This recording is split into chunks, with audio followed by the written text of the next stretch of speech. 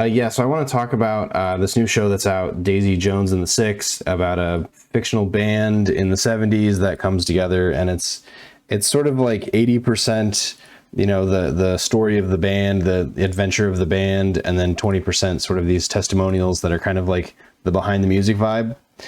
And that's all well and good. I didn't read the book. I didn't even realize until I was looking up this stuff that it was based on a book. But what I did realize is it's got a look. It's got a really specific look that's really popular right now. The HBO show The Minx does basically the same look. It's this sort of like soft, hazy, this is what the '70s looked like to kind of look.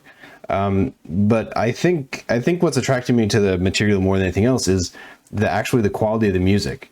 I think this is mostly because Amazon, they had a pretty good budget for this. It's not exactly a blank check situation, but they were able to license actual, period correct music that sounds great.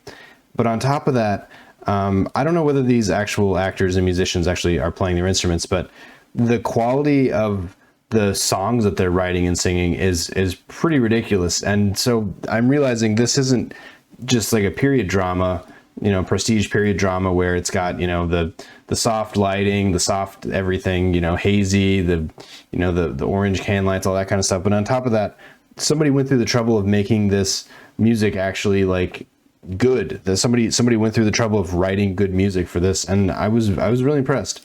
The story is not exactly a high tempo story, and it kind of jumps around because it's the course of the band over like, I don't know, a decade or something. But the thing that keeps me coming back is the quality of the music is just very satisfying, and so it's very much the experience. I feel like I'm in the '70s, both with how it looks, the production design, the costumes, and the just the look that they're going for these days. But on top of that, the music is just, I'm digging it. So, I'm not exactly a musicals guy, but this one, every so often a musical that's not pretending to be a musical sneaks up on me, and I think this is a good example of that, where it's an interesting story. I'm interested to see where it goes. I'm along for the ride, but more importantly, I dig the music, and I dig almost all the music, not just the legacy songs that are just songs you hear because it's the '70s, but also the songs that were written for the show. So, yeah, I guess that's my 2 cents. I'm into it. I'm into, I like the look. I think it's a fun look. As a colorist, I think it's a really interesting look.